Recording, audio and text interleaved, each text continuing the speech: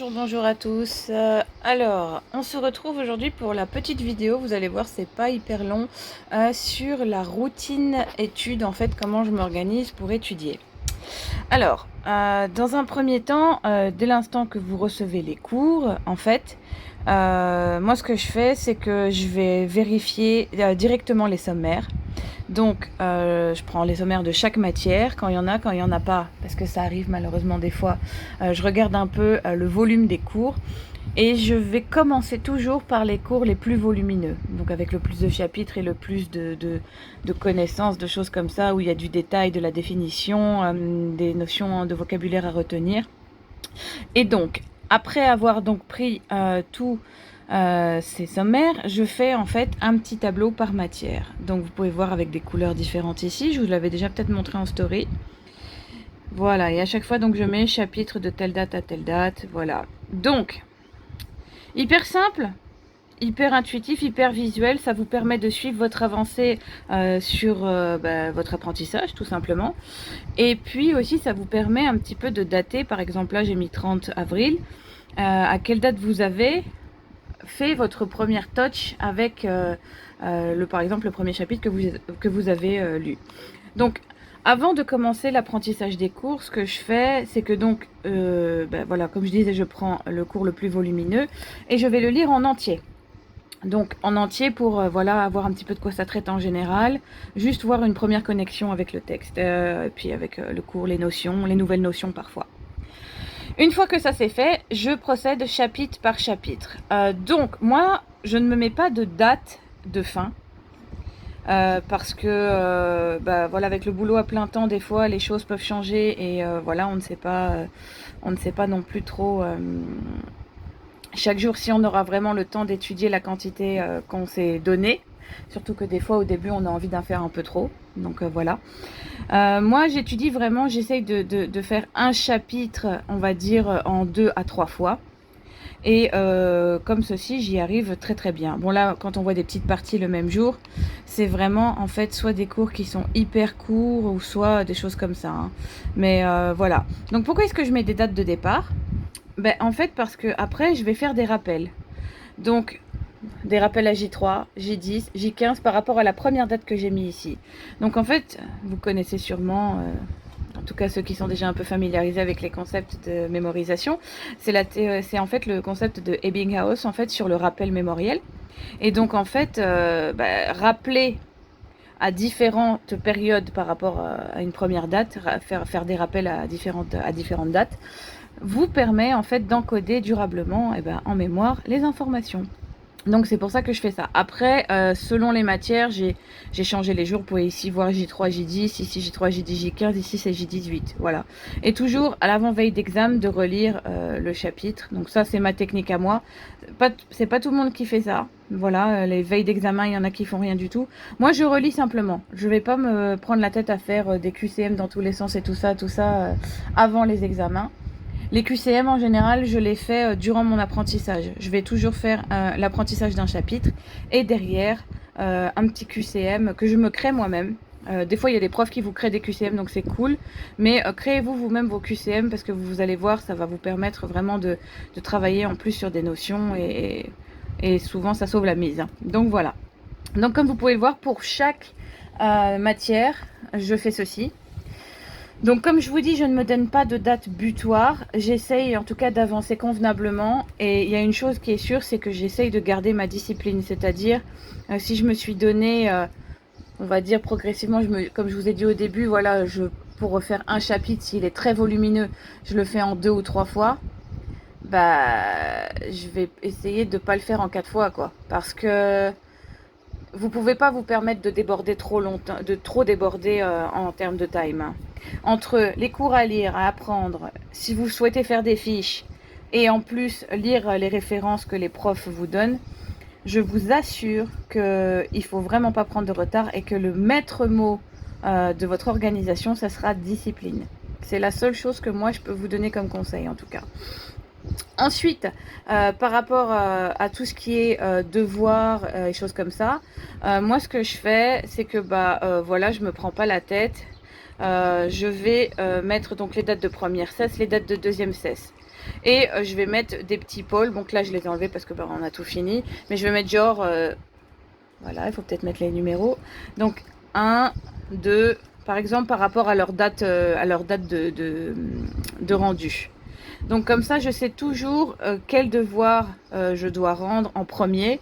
Et ça me permet d'avoir vraiment une visualisation directe. Donc voilà, vous pouvez faire ça pour tout ce qui est devoir. Donc ça, c'était les devoirs de L2.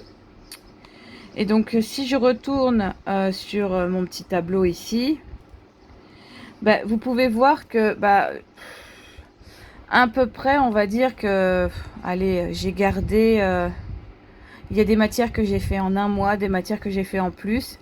Après, c'est à vous de choisir. Il y a des personnes qui ont envie d'attaquer plusieurs matières en même temps. Moi, je fais ça selon le type de matière.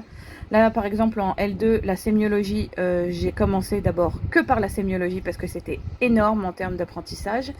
Et qu'est-ce que j'ai fait après? Après, dès l'instant que j'ai terminé sémiologie, j'ai fait du multimatière, mais des matières légères.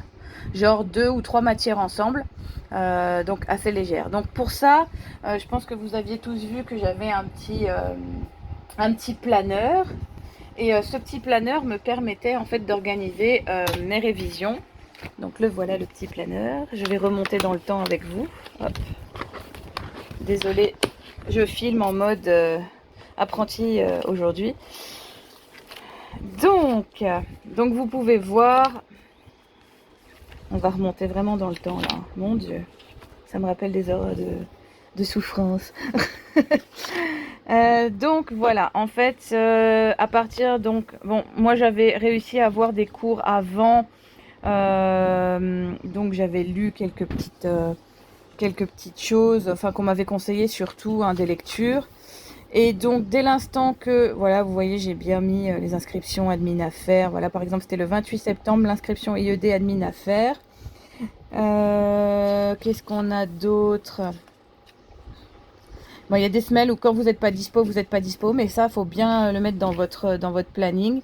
Et donc, ouais, au début, voilà, je commençais que par la sémio. Je notais même le nom des choses des chapitres. Je vais y arriver aujourd'hui. Des chapitres que j'étudiais. Et donc, à chaque fois, voilà, je notais les petites matières et mes rendez-vous aussi. Les petites matières que j'étudiais. Donc vraiment, franchement, il faut vous dire, voilà, une fois par semaine, je m'organisais un petit quiz, vous pouvez voir ici. Donc concrètement, il faut vous dire que le planning, c'est quelque chose auquel vous allez devoir vous tenir. Et ça va vous permettre vraiment d'avoir une organisation claire et surtout de vous y tenir. Donc un petit planeur comme ça, si vous aimez le papier, vous pouvez aussi le faire sur Google Agenda. Hein. Moi, j'ai fait ça aussi à un moment. Donc moi, je préfère le papier. Enfin, j'aime toujours le papier. Voilà. Donc franchement, n'hésitez pas à bien mettre les choses pour pouvoir visualiser correctement. Mais c'est vraiment selon vous. Hein. Vous voyez, donc à chaque fois. Donc après, j'ai été un peu plus visuelle. J'ai mis des couleurs. Je mettais vraiment un petit peu ce que je préparais, voilà, les petites pauses. Hein. Faut pas hésiter à vous faire des pauses quand vous vous sentez surchargé, mais toujours en appliquant ce principe de je me suis fixé 3 jours avec le cours pour finir ce chapitre, je vais finir ça, voilà. Ça marche ? Donc voilà, c'est un peu tout ce que je peux vous dire en termes d'organisation de ma routine. C'est une organisation un peu stricte pour certains, j'imagine. Mais enfin, moi, je trouve pas trop. Je pense qu'il y a des étudiants qui ont beaucoup plus on va dire, de rigueur que moi en termes de genre lundi j'étudie ça, mardi je lis, mercredi je fais des QCM. Moi je faisais pas ça, je faisais un peu au gré de mes semaines parce que bien évidemment voilà, j'ai un travail sur le côté, mais après à vous aussi de piocher un petit peu. Moi je vous conseille de regarder un peu les autres studygrammes, pas forcément les psychos, mais tous les studygrammes de tous les étudiants qui donnent des tips d'organisation et de trouver ce qui va avec vous et votre emploi du temps. Ça, c'est la priorité. En fait, discipline sera votre maître mot, mais il faut aussi prendre en compte votre emploi du temps, ce qui veut dire votre travail, la famille et tout ça, parce qu'on n'est pas finalement des étudiants conventionnels qui n'avons que ça à faire.